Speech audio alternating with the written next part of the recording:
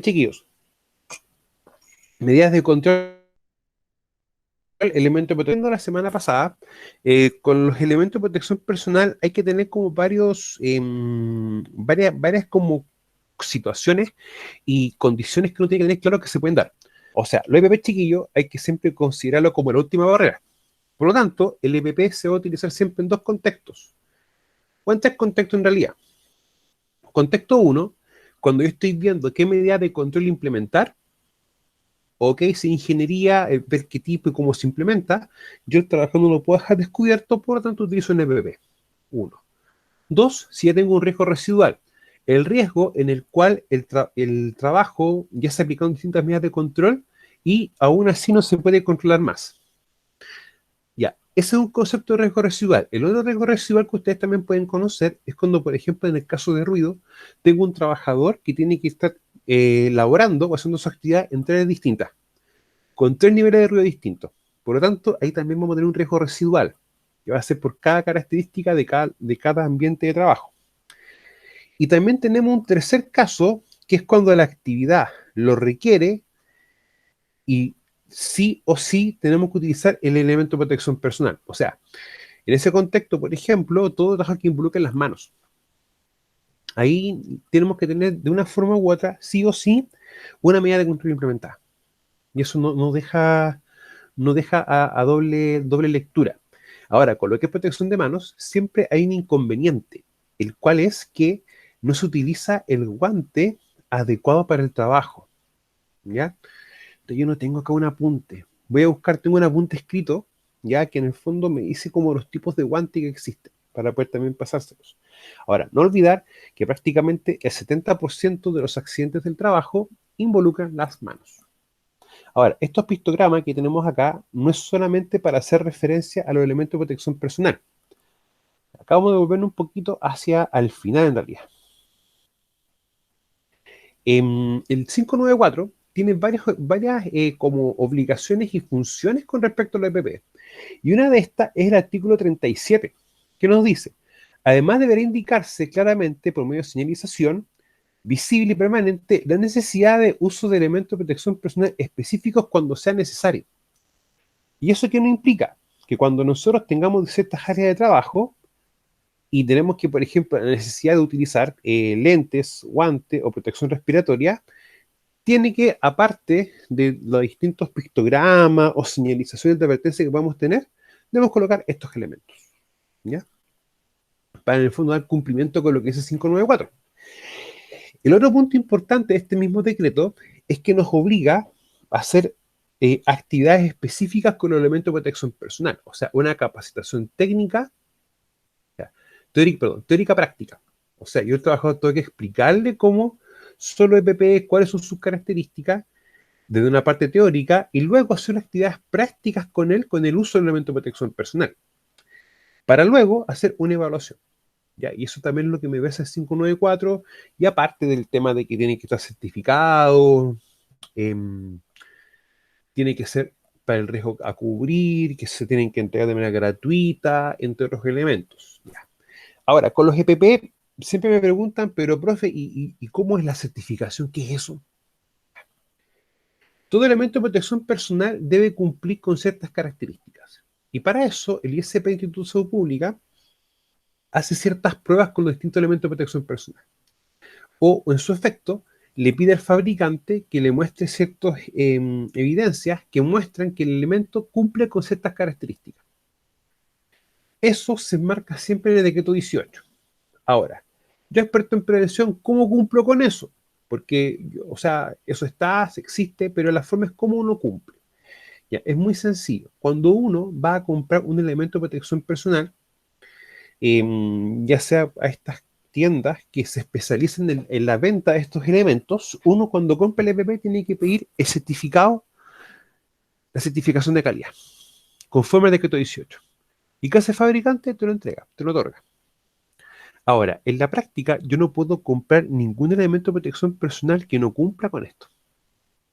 Si no cumple, no tengo yo garantía de cómo esto va a funcionar, ¿ya? Para poder tenerlo bien claro. Y eso, chicos, a veces es un tema. Ahora, siendo la secuencia, tenemos la medida de control, que la medida de control siempre, en el caso del EPP, va a permitir que el trabajador pueda interactuar con el peligro mediante los riesgos, pero tratando de controlar ciertos parámetros, ciertas cualidades del peligro.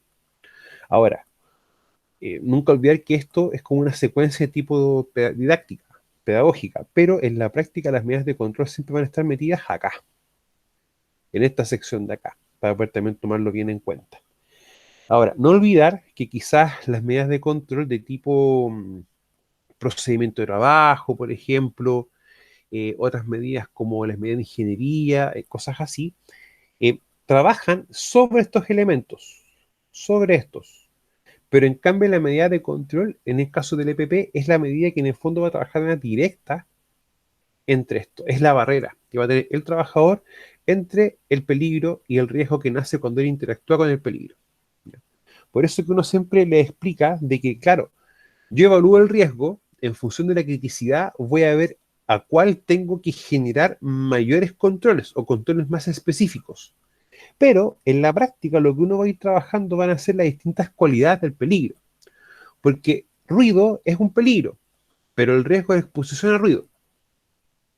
Esa es la lógica. Ahora, ¿qué debo hacer yo para disminuir la exposición de ruido? Primero, trabajar cierta actividad o cierto elemento del peligro. O sea, por ejemplo, puede ser algo como, si tenemos un motor o un compresor, sacarlo del lugar. Ah, entonces lo estoy alejando. Recuerden que la percepción del ruido, del sonido, cuando se aleja una fuente, va a ser mucho más bajo.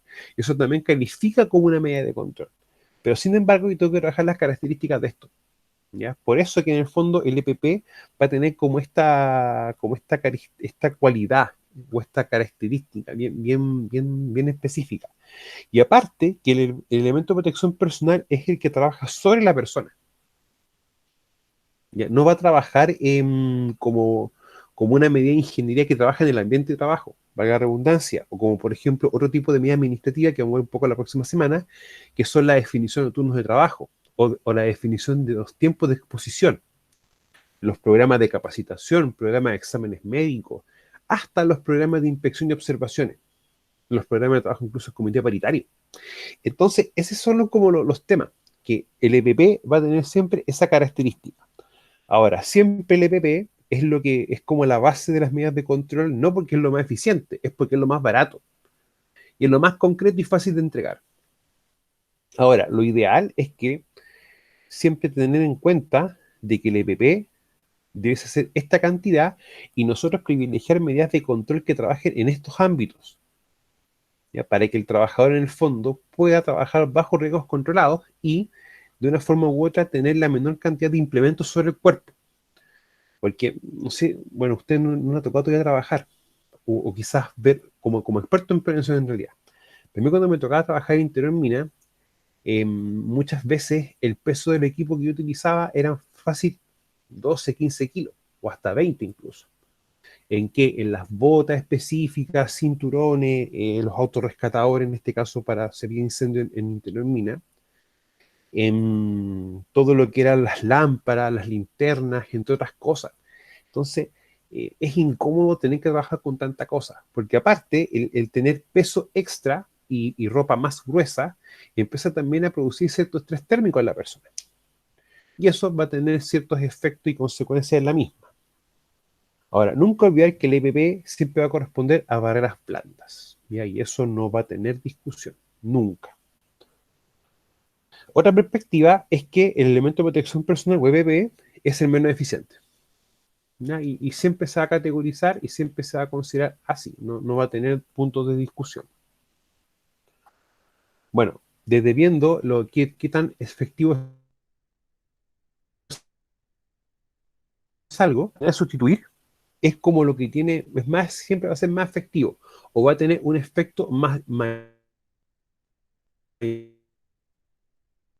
o lo que es algo más sencillo, no tiene tantas características que puedan otorgar una protección específica y puntual. O sea, en el caso de ruido y en el caso de protección respiratoria, para mí los EPP son complementarios. O sea, de una forma u otra, sí o sí debo tener implementado medidas de control más contundentes o mucho más específicas. Pero eso es lo que a veces a las empresas no les cuesta visualizar. ¿Y por qué les cuesta visualizar esto? Porque lamentablemente muchas empresas piensan que solamente pagando el seguro, la prima del seguro, basta y sobra. Y que la prevención de riesgo no hay plata para eso. No existe. Ojo, no todas las empresas lo piensan así. Hay empresas que cuando postulan a proyectos o hacen trabajo, tienen ítems específicos para prevención de riesgo. Ítem específico para lo que es comprar EPP, capacitación y todo lo demás. Porque entienden de que haciendo esa labor, ellos cumplen con sus obligaciones legales. Si eso es el tema, chico, no es querer cumplir por cumplir, sino que si yo no implemento controles, no hago trabajo en prevención y tengo, por ejemplo, un accidente fatal o grave, ya las consecuencias para el empleador van a ser bastante complejas, pero es porque él no está cumpliendo con sus obligaciones legales. Ese es el concepto. Ahora, desde el punto de vista en el caso chileno, el EPP siempre va a trabajar sobre trabajador. Eso no va a tener discusión. Y se va a diferenciar de otras medidas básicamente en la forma en cómo trabaja. Ahora, muchos me pueden decir, pero profe, el procedimiento también trabaja con la persona. Ok, trabaja con la persona, pero para que la persona ejecute algo. Y el EPP trabaja sobre la persona para que ella pueda ejecutar algo. O sea, trabajan quizás en la persona, pero van a trabajar en ámbitos distintos, en ámbitos separados. Bueno, todo EPP, en la práctica, es equipo destinado a ser llevado o sujeto por el trabajador para que lo proteja de uno o varios riesgos que pueden amenazar su seguridad o su salud, así cualquier complemento o accesorio destinado a tal fin, como lo que estamos viendo la semana pasada.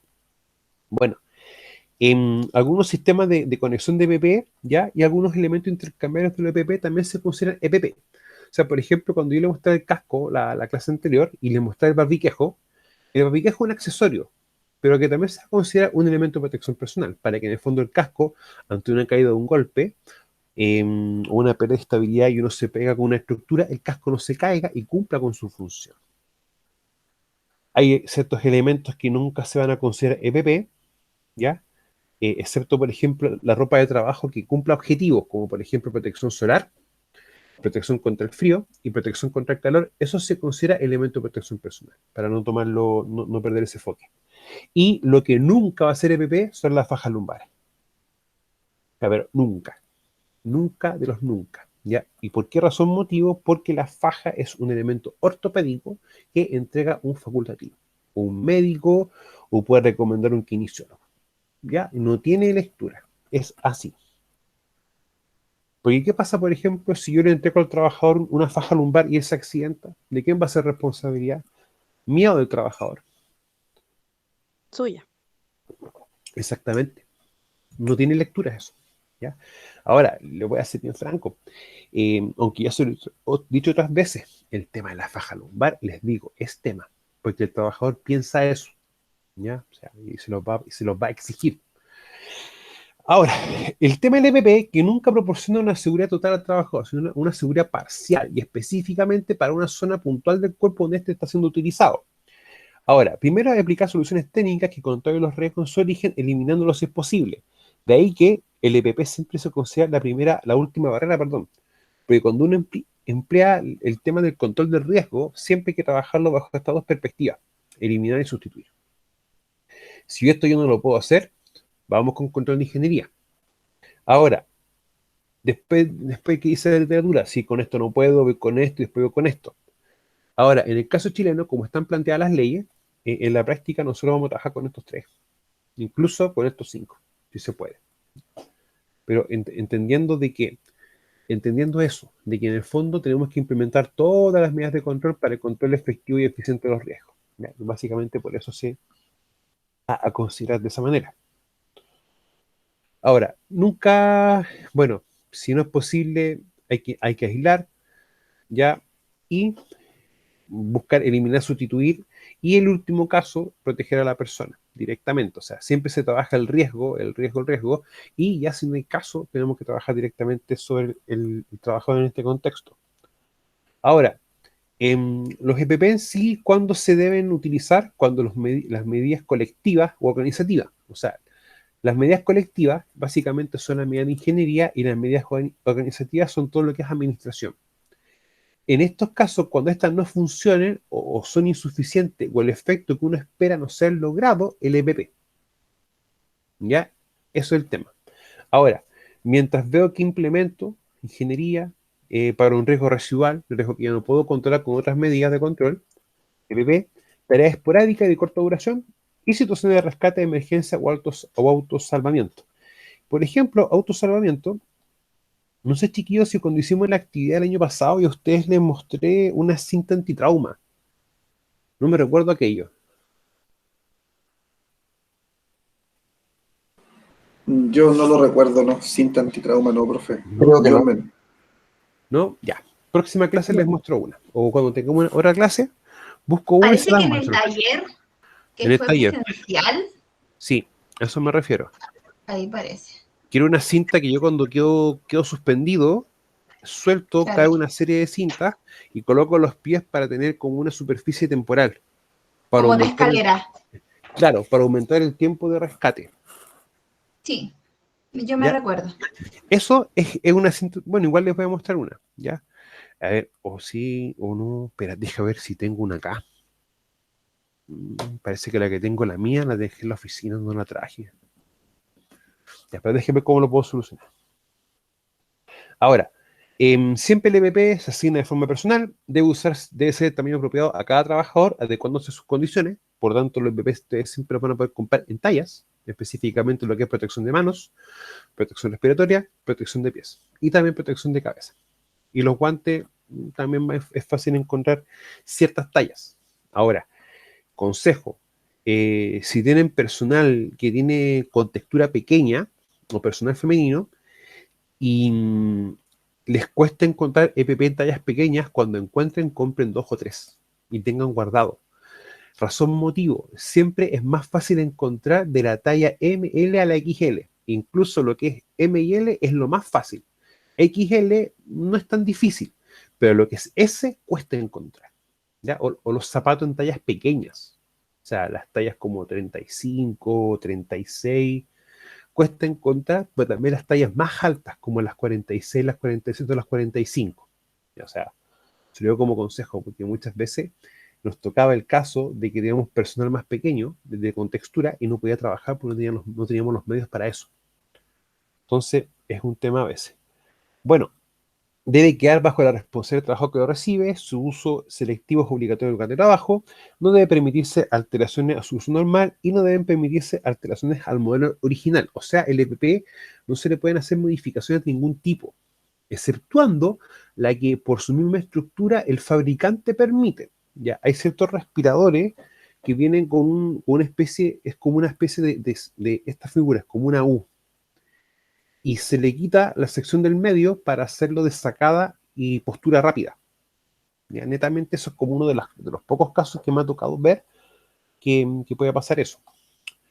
Ahora, mantenerse en buenas condiciones, cualquier falla del elemento debe ser informado de manera inmediata. ¿Para qué? Para que el supervisor verifique la situación y solicite un cambio.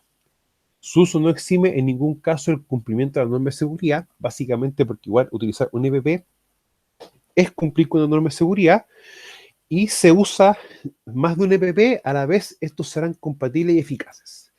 Ya, y esto último, como frase, es un problema.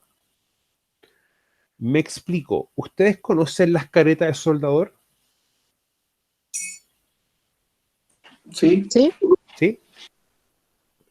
Pero resulta que a veces pasa un problema. Tengo la careta, o sea, tengo la careta, tengo la cara de la persona, pero si yo estoy trabajando con exposición a polvos y humos, perdón, debo utilizar un respirador. Entonces, ¿qué pasa? Que a veces el respirador hace que la careta quede así, quede levantada, o quede como en un ángulo de 45 grados. O sea, Y ahí la visión no va a ser correcta. no, no, porque en el fondo, claro, y más encima, las máscaras para soldar, bueno, hay de dos tipos. Bueno, en las máscaras para soldar ustedes tienen que tener dos cosas bien concretas. Van a haber siempre dos cristales. Un cristal claro, que en el fondo es el cristal que va de policarbonato por lo general, el cual si hay algún impacto lo va a, a aguantar. Pero también tenemos el de color. Y los de colores los venden por grado, por número. Hay unos números que son más oscuros y unos que son más claros. Ahora, si el trabajador no cuida su vista, cada vez te va a ir pidiendo un cristal más claro. Que en el fondo tengo la máscara y tengo el cristal que voy acá cambiando. ese es un panorama. Y el segundo panorama, que tenemos también máscaras para soldar que son fotocromáticas. O sea que tú vas a soldar, mandas el primer pinchazo y automáticamente se oscurece. Ahora, el tema de la protección respiratoria en ese contexto tiene que darse porque tengo ese riesgo. Tengo una exposición a humos, tengo una exposición a humos metálicos. ¿No? Existe. Ahora, ¿qué recomienda uno? Que comprar un respirador, pero hay unos de bajo perfil. Hay una marca que el respirador te lo colocas y los filtros es como esto. Es como que tu cara se le agregara 1,5 cm por cada lado. Entonces, ¿qué pasa? Que en ese contexto, como el respirador no es aparatoso hacia adelante, pero sí va a cubrir en el fondo de la estructura, va a estar como siguiendo la estructura de la cara, te va a permitir utilizar la careta de mejor forma. ¿Ya? O sea, y eso a veces a las empresas no les gusta mucho, porque ese respirador en específico es que una marca alemana debe estar costando sobre 20.000 el puro respirador. Los filtros no son tampoco tan baratos, están costando más o menos como sobre 12, 14. Ahora, eso es bien decidor porque la protección respiratoria estándar, el respirador estándar de esa marca de letra y número está costando como 6, 7 lucas. Y el par de filtros un poco más bajo, un poquito más arriba, pero por ese rango de precio. Entonces, en una situación, por menos de 15.000 pesos tiene el respirador más el filtro. Pero en la otra situación, por sobre 30 y tantos mil pesos, tiene respirador y filtro. Entonces, hay temas a veces con eso, para no, como no explicar a veces que para un riesgo en específico, esa debe ser la medida de control, ¿ya? Y eso cuesta a veces que lo logren internalizar. Ahora, lo que ve la empresa, bueno, determinar los puestos de trabajo que lo necesiten, ¿ya? Y muchas veces más que el puesto de trabajo es el cargo. Y para eso, yo en la PPT les agregué un ejemplo al final, en el cual tengo el cargo y los tipos de EPP que tienen que utilizar, ¿ya? Y o sea, los EPP y los cargos, y así cada uno de ellos, cuál es el elemento de protección personal que le corresponde.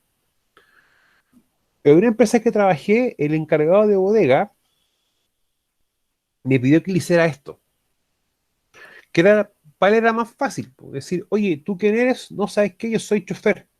Ah, ok, para ti te toca casco, viejo, chaleco, zapato, guante cabretilla, lentes claros, lentes oscuros. Y él ya sabía qué cargo armarle, en el fondo, cuáles eran los EPP necesarios para él.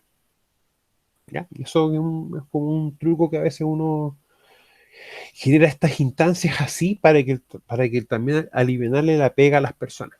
¿Ya? Hay veces que tienen muy buena voluntad, pero les cuesta a veces realizar ciertos trabajos, cierta estructura.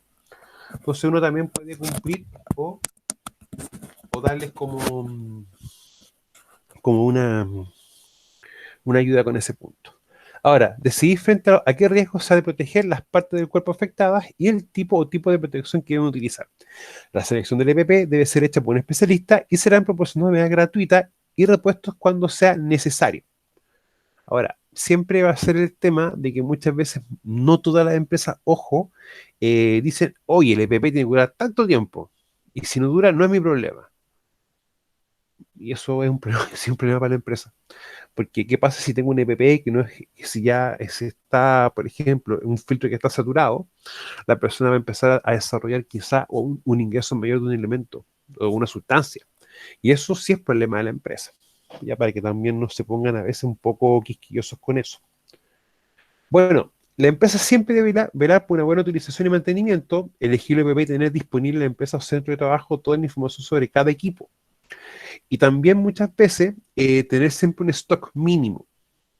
O sea, lo que yo hacía con muchas empresas, tenía una cantidad de trabajadores y más o menos estimaba cuánto es lo que duraba los EPP. Y tenía para ese mes y para el mes siguiente, o parte del mes siguiente, ¿ya? Y para poder tener siempre un stock mínimo.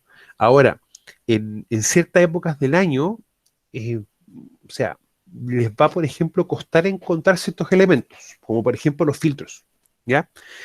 Hay muchas empresas que cuando hacen mantenciones de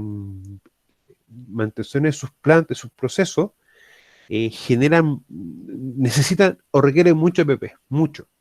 Y bajo ese punto de vista, hay veces que quedan quiebran los stocks. Entonces eso a veces puede demorar más. Y de ahí que uno más o menos, cuando uno va a comprar siempre a una tienda, uno más o menos le hace esas preguntas. Oye, ¿sabes qué? ¿En cuáles son los periodos que ustedes tienen menos stock?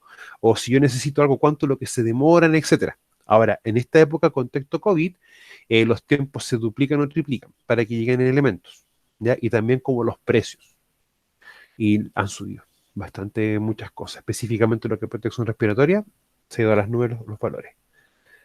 Bueno, su manejo y mantenimiento se hará teniendo presente las recomendaciones del fabricante y los trabajos deben ser capacitados, o los trabajadores deben ser capacitados sobre su uso, ¿ya? Ahora, lo que nunca tienen que ustedes olvidarse, que cuando vayan a hacer ciertas observaciones o vayan a darse una vuelta, una inspección a un área de trabajo, siempre ver el tema de la PP, siempre. Y se van a dar sorpresa específicamente con el uso de protección respiratoria. Porque uno por lógica dice, esto es necesario. Pero ahí empiezan los problemas a veces, que el trabajador va a colocar 1001 excusas para no usarlo. Y lo hacen, chiquillos. Créanme que lo hacen. Ahora, ventaja del EPP, ¿ya? Barrera entre un determinado riesgo de persona, aminora la gravedad de las consecuencias del accidente, mejoran el recuerdo de la integridad física del trabajador, fáciles de seleccionar, fáciles de armar y gran variedad de tipos disponibles en el mercado. Ahora, tipos y precios, tienes para elegir. O sea, de los lentes tienes desde los 890 pesos, 920 pesos hacia arriba. Guante, quizás no es tanta veces la gama de precios son muy similares, pero sí tienes varias marcas y varias marcas. ¿Ya? Hay uno a veces que me tocaba mucho que con una empresa comprábamos los respiradores y los filtros en una empresa, los guantes en otra empresa y así íbamos rotando. Pero era por un tema de que a los viejitos les gustaba una marca de guantes. Y esa marca de guantes era buena y no era cara, pero no la vendían en todas partes. Bueno, desventaja del EPP, no todo lo bueno o no todo tiene siempre algo bueno. No evitan el accidente, su uso genera molestia al trabajador, el trabajador tiende a no usarlos, y eso es una realidad, y su uso no siempre es la mejor solución. Y claro, ¿esto por qué es tan real? Porque lamentablemente las empresas que hacen, oye, vamos al tiro con esto. Ni siquiera se dan el trabajo de ver las condiciones, ver las cualidades, describir, ver ciertos elementos. ¿Para qué? Para ver realmente qué es lo que podemos hacer y qué es lo que tenemos que también hacer. O sea, de una forma u otra, siempre el control de ingeniería. Y a ti te preguntan, oye, ¿y por qué tú el EPP primero y no viste lo otro?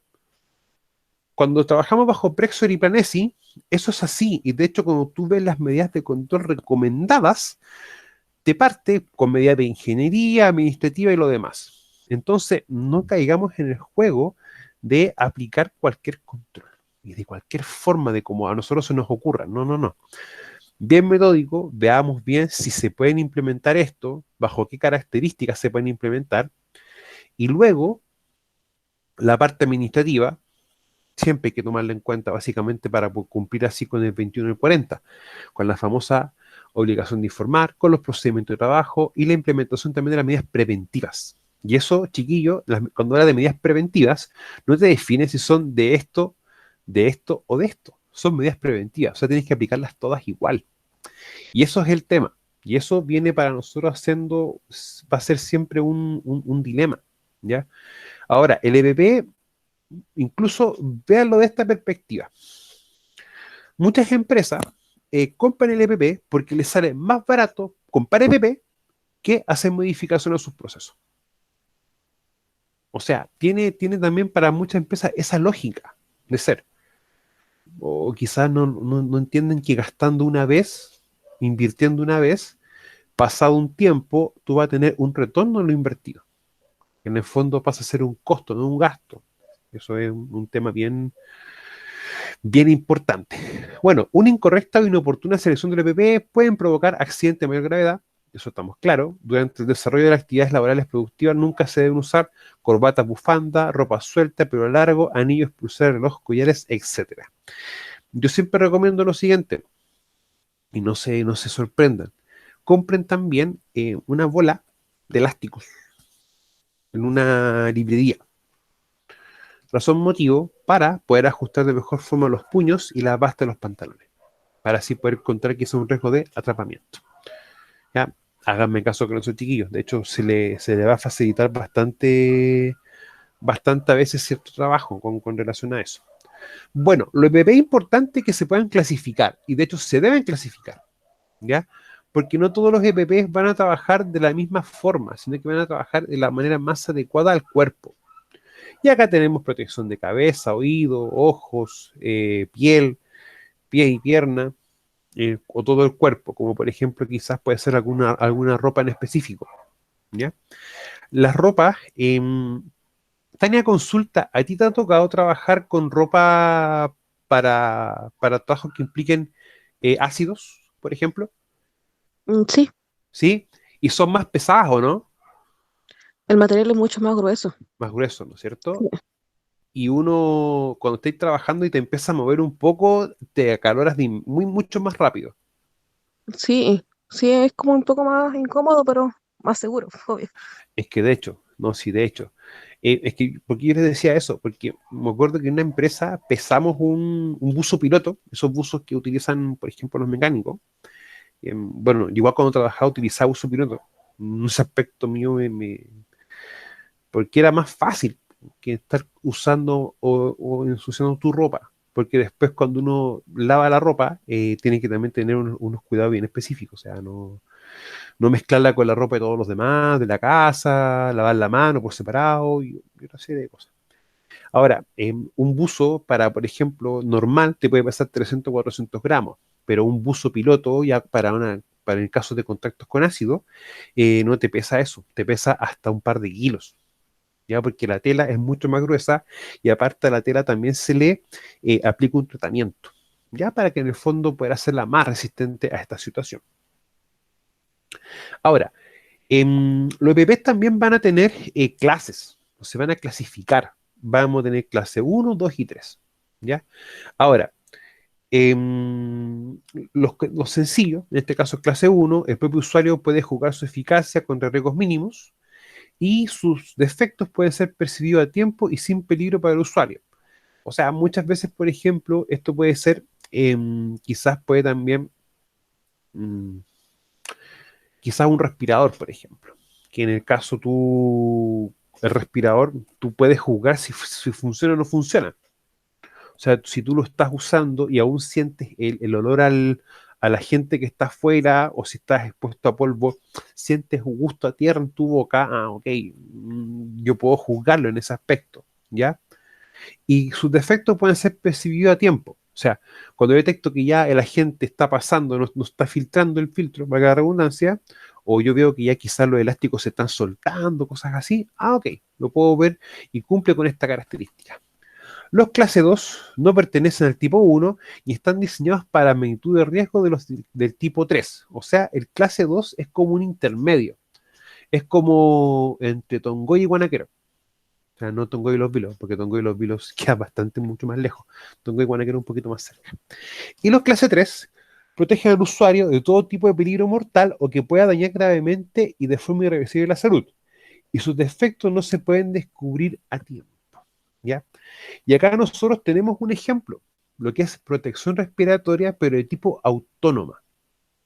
Ese tipo de protección respiratoria en la cual tenemos un cilindro con gas, con aire, ¿no? Mejor dicho, con aire, y permite que todo lo que el trabajador respire sea lo que está en el cilindro, no sea lo que está en el ambiente de trabajo, básicamente porque quizás tenemos em, una atmósfera peligrosa, que en el fondo tengamos concentración de oxígeno bajo el 18% o tengamos algún límite de exposición, por ejemplo, a amoníaco o anhídrido sulfídrico alta, ¿ya? Para poder también tomarlo esa perspectiva.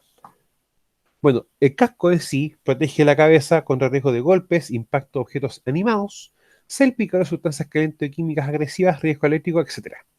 Pero ojo, no son cosas pequeñas, o sea, no estamos hablando de elementos muy grandes. O sea, un martillo perfectamente puede llegar a pesar 1 kilo, más o menos.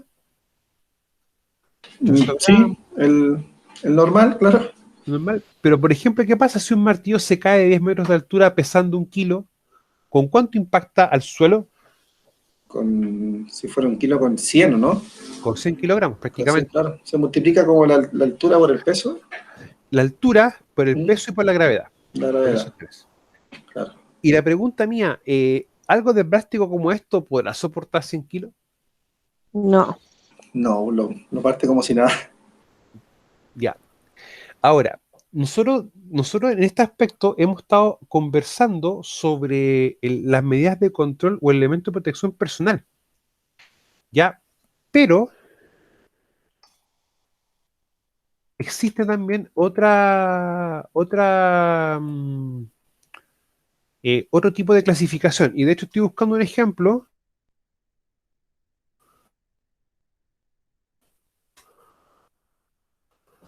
Un ejemplo más. Ah, aquí está. Ya. Miren, cuando habla de los elementos de protección personal, ¿ya? Em, en sí.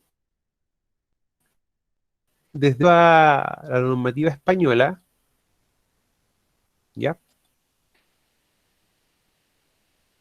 Te va a aparecer como y también como los EPI, elementos de protección grupal. ¿Ya? ¿Están viendo, chiquillos, lo mismo que yo? Sí. ¿Sí? Sí. Si ustedes se dan cuenta, acá nosotros tenemos una particularidad. Tenemos una especie como de malla, en la cual, si ustedes se dan cuenta, no está tensa, no está rígida, y de hecho acá nosotros tenemos en la parte inferior unos arcos, ¿ya? Esto en sí va a cumplir como una función. Cualquier herramienta que caiga va a ser contenida por esto. Ahora, por eso que la malla tiene que estar suelta, porque si la malla está tensa, va a rebotar, como los dibujos animados. Pero en este aspecto, lo que caiga como herramienta de acá es contenido acá. ¿Ya? Y esto se puede calificar como un elemento de protección grupal, como un EPI. También se puede considerar. Ahora, otros dicen que son barreras de ingeniería, etcétera. Pero las medidas de ingeniería también se pueden considerar como elementos de protección grupal o medidas de control grupales. Puede también tener esa categorización, ¿ya? Ahora, esto en la práctica es como una de las medidas de control que más se utiliza en lo que es construcción, en un aspecto. Hay otras empresas que a medida que van construyendo los pisos, van enmayando todo con malla, va a redundancia. Bueno, hay unos que, por ejemplo, hacen ductos para poder tirar los desechos, las basuras, entre otros elementos, ¿ya? Oye, Profesor, dígame, por ejemplo, las mallas Rachel cumplen un efecto que un día lo vi en un edificio, ¿ya? como similar así, ¿cumplirá un efecto similar? Si no se tuviera, por ejemplo, algo así como esa malla que presenta usted. Habría que hacer prueba, ensayo y error. Habría que ir probando, ¿ya? Pero yo he visto que pasa. Ahora, las mallas Rachel, Rodrigo, yo siempre para qué la he visto que lo usan harto en construcción, es por el tema de la contención del polvo, pero también cuando están haciendo labores de pintura, Ya, para contener ese tipo de elementos, ese tipo de cosas. Ahora, el que yo, por ejemplo, implemente cosas así, no es llegar a hacerlo, o sea, bajo este punto de vista, o sea, esto es una medida artesanal lo más probable. Pero hay normas, por ejemplo, como una norma UNE o una norma de la Unión Europea, ya que está como diseñada o te especifica bien las características técnicas que esto debiese tener. ya. La ¿Por qué? resistencia, el tamaño, todo. Exactamente. Es como cuando yo le explicaba en el taller que tuvimos, el tema de los puntos de anclaje. Cuando tengo un trabajo que puedo tener un riesgo de caída vertical, ok, me coloco el cinturón, me coloco la cola de perlón y me anclo a un punto de anclaje. Pero ese punto de anclaje de una forma u otra debe cumplir con ciertas características técnicas. O sea, no puedo llegar y colocar cualquier cosa, porque si yo no cumplo esas características, no es para que me conecte, me caiga y pase en banda. Ya que eso es también un tema a veces a considerar, que no todas veces lo piensan. O sea, no, hay temas a veces con eso. Ahora, los cascos, en el fondo, claro, contragolpe e impacto de objetos animados o inanimados, pero objetos pequeños y de baja o que caigan de baja altura. Ese es el concepto, de baja altura, no esperen algo más concreto, ¿ya? Para poder también tomarlo en cuenta. Ahora, requisitos para un buen casco en sí. Son los que están acá básicamente, ¿ya? Bueno, incombustible, para que esto sea así, un casco de plástico quizás no sirve mucho, ¿ya? Hay cascos específicos, chiquillos. Bueno, tenemos los cascos de Kevlar, ya tenemos también los cascos de fibra de carbono, que los de fibra de carbono se utilizan en fundiciones o refinerías, donde tengo altas temperaturas. Uno. Dos, también tengo cascos, por ejemplo, para trabajo en altura, y que son cascos de bajo perfil, que en el fondo tú te lo colocas y te cubre y protege también parte de la sien. Es muy parecido a un casco para andar en patineta o en skate. Muy parecido, pero va a tener características quizá un poco más específicas, ¿ya?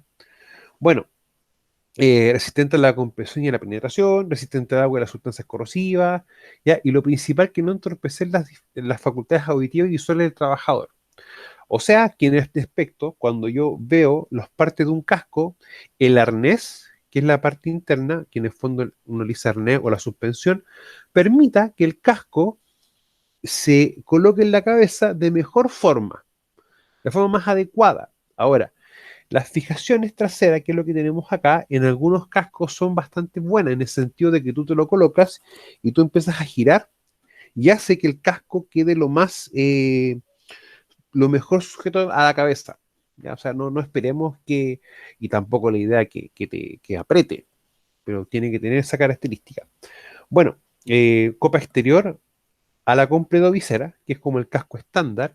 Casi siempre los cascos para trabajo en altura, esta visera no la tienen. No está contemplada, por si acaso. Bueno, también la función del arnés es absorber impacto. Ya, o sea que en el fondo, si el casco no tuviese el arnés y tú lo tienes puesto, te pega golpe directo. En cambio, el arnés casco, y va a cumplir también la función de amortiguación. Por lo tanto, no te va a traspasar a ti el 100% del golpe, va a ser una cantidad menor del golpe que pueda tener. Bueno, la banda de exudación, que permite en el fondo poder eliminar también transpiración, y la sección de acá, que puede también conectar al barbiquejo, para en el fondo poder producir una fijación del casco a la cabeza. Los cascos también se van a clasificar, van a tener clases, vamos a tener las clases A, B y C, ¿ya? Ahora, ¿por qué es importante tomar esto en cuenta? Porque, si ustedes se dan cuenta, la diferencia entre A y el B va a ser la cantidad que protejan en cuanto a electricidad. Es un factor importante. Bueno, los que dan protección contra impacto, lluvias, llamas, salpicadura de sustancia, ¿ya? Línea químicamente resistente, soporte un ensayo de esto. Los que, además de cumplir con los requisitos de la clase A, soporten ensayos para esto, o sea, cumple lo que esto y cumple lo anterior. Y los que cumplen los clases C, en este caso, los que cumplen con la exigencia de la clase A, y, o sea, te van a proteger contra todo esto, pero no te van a proteger contra esto, contra lo que es la parte eléctrica. O sea, una diferencia de esto, en las clases de casco, que también puede ser pregunta de prueba, son la diferencia en los ensayos, y que clase C no necesariamente cumple con el criterio eléctrico, para poder también tomarlo en cuenta. La famosa capucha para soldar, o la capucha de soldador. En la práctica, cuando muchas veces tú estás soldando, van a ver quizás ciertas características del ambiente de trabajo, características del entorno de trabajo, que van a hacer muchas veces que las llamas o las chispas se proyecten, quizás se devuelvan. Y bajo ese contexto es importante tomar esto en cuenta. Una capucha que en el fondo me pueda proteger todo el cuerpo, toda la parte de la cabeza, ¿ya? Para poder también tomarlo en cuenta. Ahora, ¿por qué es importante eso? Porque una chispa incandescente no tiene una temperatura baja. Ya, recuerden, chiquillos, que todos los trabajos en caliente tienen una característica primordial. Van a generar superficies calientes o superficie con temperatura, y van a también proyectar partículas incandescentes. Y eso es importante también de poder tomar en cuenta. Ahora, en la práctica, los trabajos de soldadura, prácticamente lo que tú le vas al trabajador de piel es cuando se levanta la careta. ¿Ya? Netamente es eso, para poder tomarlo en cuenta. Bueno, cubre completamente la parte superior de la cabeza, cuero cabelludo y partes laterales y posteriores del cuello hasta alcanzar los hombros. Se utiliza para defensa contra el polvo, chispas y otras partículas flotantes en el aire y se confeccionan de tela gruesa o cuero. Bueno, cuando uno ve también, por ejemplo, la ropa específica para ciertos trabajos, le van a aparecer, por ejemplo, las telas ignífugas, ¿ya? Que en el fondo entran en contacto una chispa y no se va a quemar de manera inmediata. O sea, se va a quemar, por supuesto, pero tiene que tener una llama o algo constante, ¿ya? Para que pueda producir ese efecto. Ahora, van a encontrar las telas ignífugas, telas para protección contra ácidos, por ejemplo. También van a encontrar telas como telas dieléctricas, entre varios tipos. Y hay también las telas térmicas. O sea, no toda tela te va a proteger contra el frío. O sea, yo siempre coloco un caso. ¿Cuánto vale un polar, el más económico, chiquillos? Una ropa polar, el polar más barato que ustedes pueden ver en alguna parte, ¿Como 5.000 pesos? Sí, más o 5.000 menos, pesos. 5.000 pesos.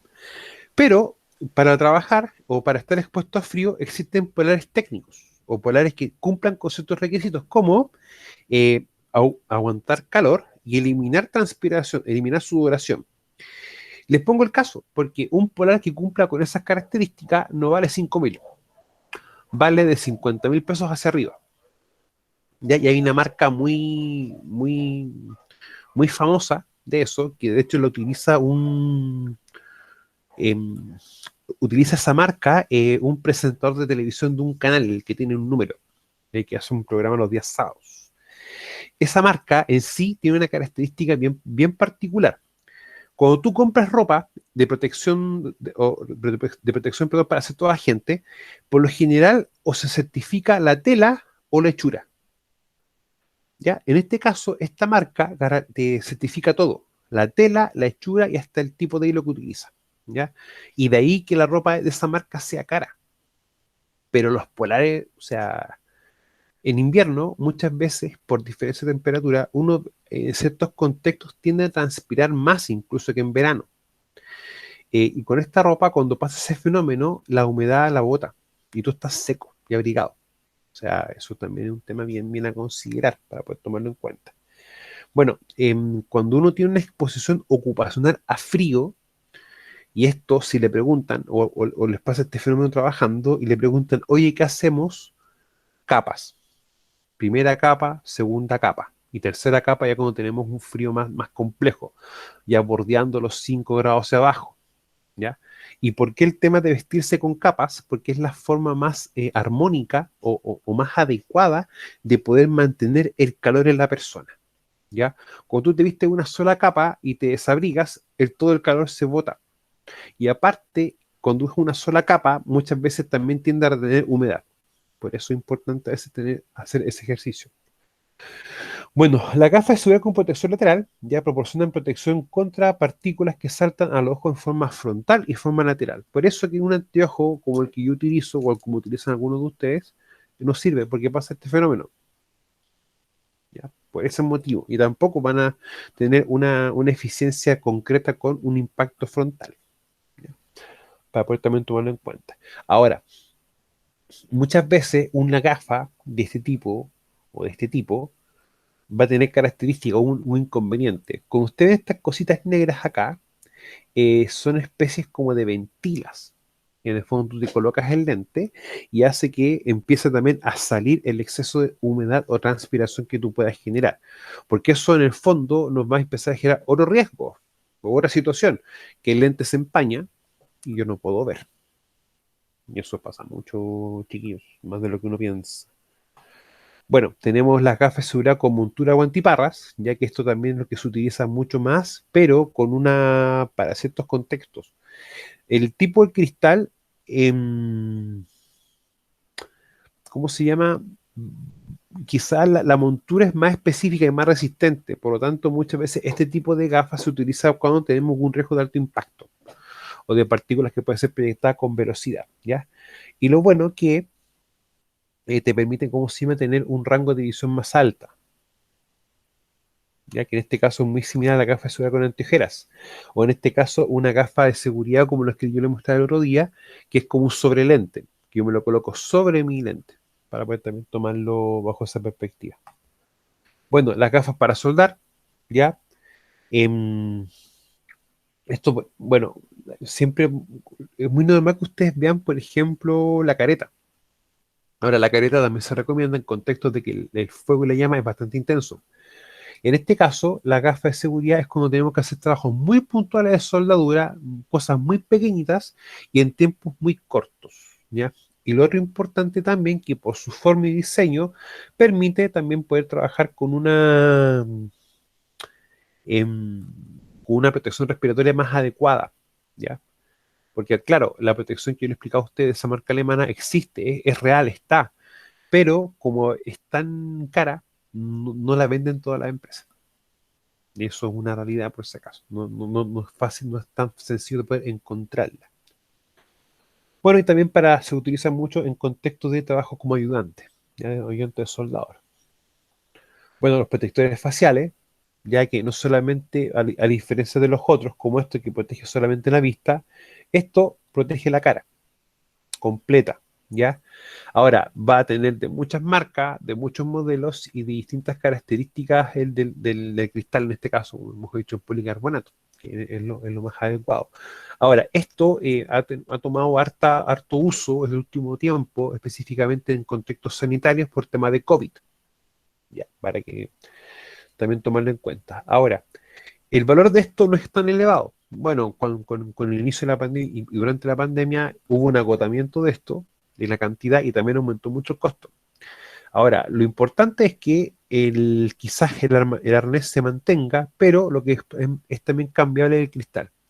Y este cristal, o policarbonato, va a fluctuar desde los 3.000, 3.500 pesos arriba. ¿Cuánto dura esto? Es relativo.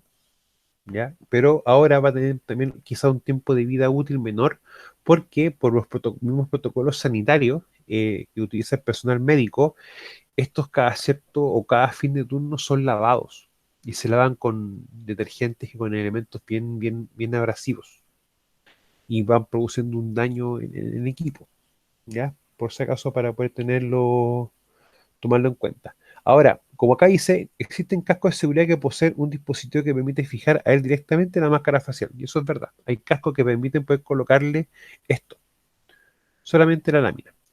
¿Sabes? ¿Sí, Tania? Yo ocupo uno de esos, ¿Ya? pero con el plástico negro.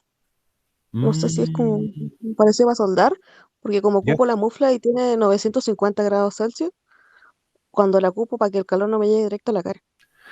Sí. ¿Y las muflas? ¿Y cuánto tiempo te has puesto una mufla? No, casi todo el turno, Casi sacando todo y el turno. metiendo muestras. Sí. ¿Y cómo lo está? O sea, porque eso igual genera como varias. O sea, mi mamá trabajó harto tiempo con muflas cuando ella trabajaba. Mi mamá hacía una pega muy similar a la tuya, Tania. Por eso te ¿Ya? pregunto ciertas cosas y porque mi mamá trabajaba en una época en que la prevención recién estaba partiendo como ustedes la están viendo ahora, actualmente. Porque en el caso tuyo, Tania, tú tienes una exposición que, claro, el EPP te cubre hasta un punto nomás. Claro, sí. Pero en el caso tuyo, lo tienes que también tomar como medidas complementarias. Usar Que los guantes térmicos y todo. fuera Son del EPP, gigantes. no, aparte que son gigantes, son tan gruesos y tan grandes que es como que le pidamos a un bebé que agarre algo con mitones. No tiene sensibilidad y no tienes mucho agarre. Claro, sí. Pero lo otro es que tú estás expuesto a un estrés térmico. Básicamente pones exposición a temperaturas altas, ¿no es cierto? Sí, sí. Sí. Y aparte, eso genera gas y vapor y tú estás también con una protección respiratoria constantemente. Claro, sí, con el respirador y muchas veces hasta con la mascarilla, la KN95. Ya. O sea que tu cuerpo sufre bastantes efectos y bastantes condiciones que tampoco son tan agradables de poder ver. O sea, me atrevería a decir incluso que si comes, por ejemplo, comida con mucho azúcar o comida con mucho condimento, y al estar expuesto con este tipo de protección respiratoria, te da acidez estomacal o calor al estómago súper rápido. Sí, así es, sí. Ya. No lo había asimilado de esa forma, pero sí, claro. No, si da de hecho, y de hecho no puede ser nada ni muy condimentado, ni con mucha fritura, ni con mucha grasa. Ahora, ¿por qué llego a ese punto? Porque en este caso, todo elemento de protección personal que tenga que utilizarse prácticamente toda la jornada de trabajo, implica que la persona también tiene que tener hábitos distintos, desde la mayor hidratación y hasta el tipo de comidas que coma, y comidas con cantidad de agua bastante grande, mucha verdura, mucha fruta. Sí, no, y durante el turno es distinto como tomo agua acá en la casa como en el trabajo. Supero hasta los 2 litros más tomando en Más el trabajo por incluso. lo mismo. Sí, No, sí, es bastante agotador. Pero ojo, un ámbito es la alimentación, el otro ámbito es la higiene.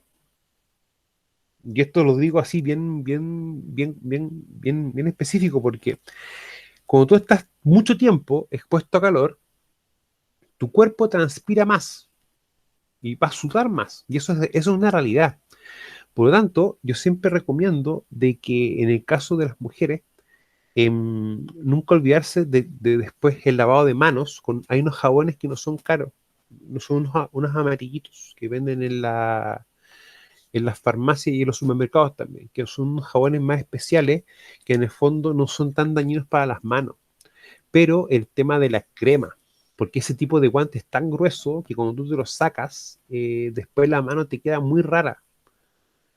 Entonces, lo que uno siempre invita es que la medida de control de PP, cuando ya sea o se utilice prácticamente sobre la mitad de la jornada de trabajo o una cantidad de horas bastante grande, tomar estas medidas de control, como lo que es alimentación, el lavado de manos con jabones específicos, que tampoco son caros, ojo, no son, para que no se preocupen tanto por un tema de costo, o estos jabones humectantes y el uso de cremas.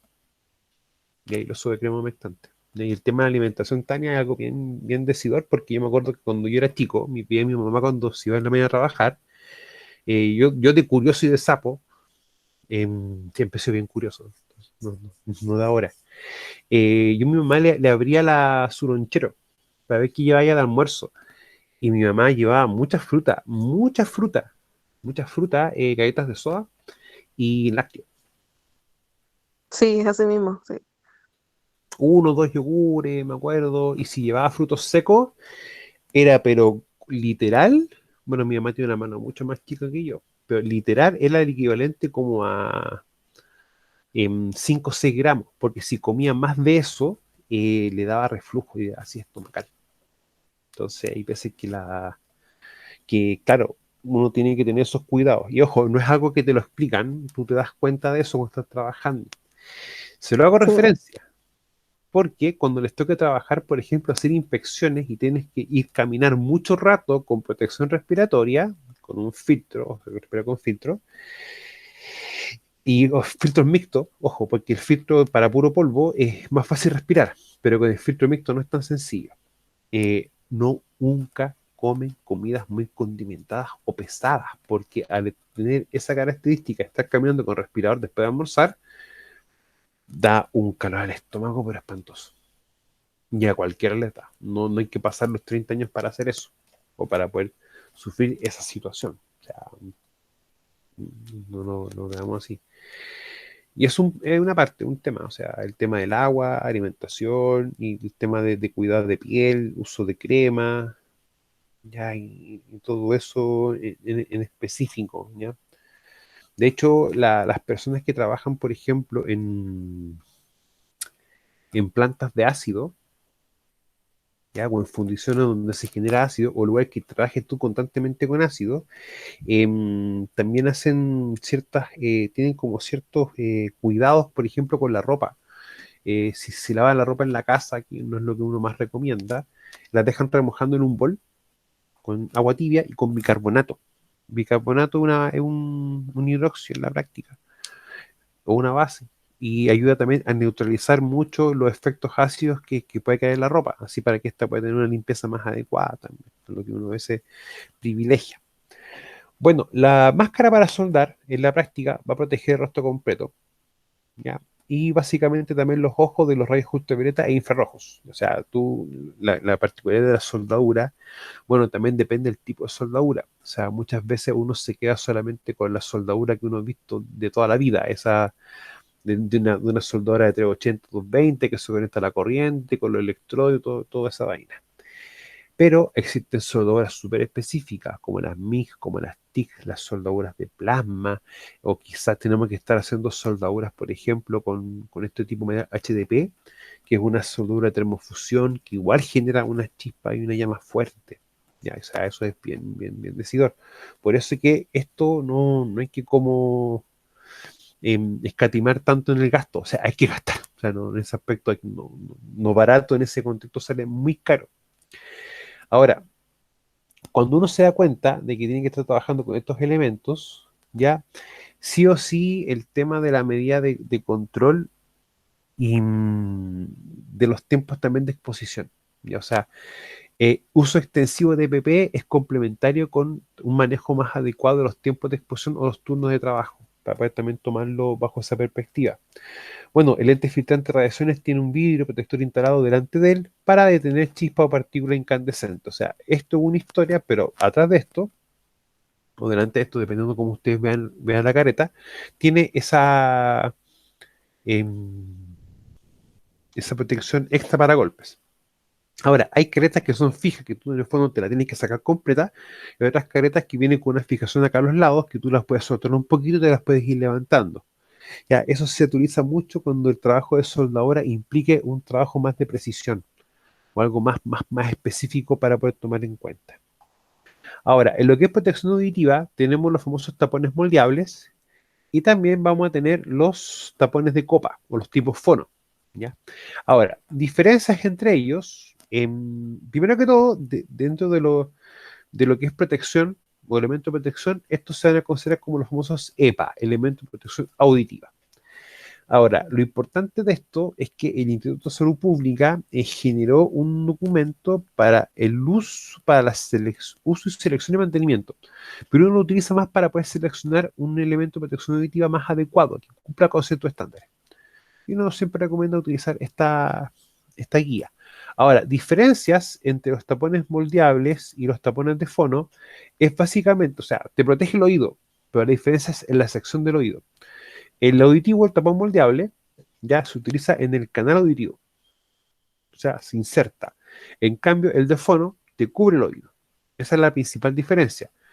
Segunda diferencia que vamos a tener entre ambos son los niveles de ruido que van atenuando, que van disminuyendo, van bajando. Ya, o sea, hay unos que te bajan, disminuyen más ruido, menos ruido. Ahora, estos de acá los venden, existen sí, pero no son tan utilizados porque son bastante incómodos. ¿Ya? Por lo general siempre se utilizan más los que están acá abajito, que son como estos moldeables. Esto que en el fondo tú lo tomas, empiezas a hacerlo así, adelgazarlo, lo insertas en tu oído y va a empezar a producir, a expandirse. Ahora, nunca colocarse el completo, muchas personas lo adelgazan tanto y se lo colocan completo en el oído. Ya, eso tampoco es tan correcto. O sea, lo ideal es que ingresa a una profundidad, no completo, ya, porque quizás si lo haces muy profundo y tu pabellón auditivo, tu canal auditivo es muy, muy, muy, muy grande, pueda quedarse incluso hasta inserto en él. Y si tú lo sacas muy apurado o lo sacas directamente con el oído, también puedes romperlo y dejar parte del tapón en el oído. Eso también es lo que nosotros estamos buscando. Bueno, lo de tipo fono, que en la práctica va a tener también diferencias, en lo cual es las gomitas, un tema como lo vimos en la clase anterior, la goma de sellado, cuando este ya está muy, muy dura, no va a apretar bien, no va a sellar bien, uno, y el otro es cintillo, que el cintillo también con el uso de estar colocando, sacándolo, ya, y estar presionando, también tiende a gastarse. Eso también va a hacer que pueda también producirse que dure menos. Ahora, Como esto dice acá, deben ser utilizados cuando se trabaja en sectores altamente ruidosos, ya, porque estos igual bloquean bastante ruido.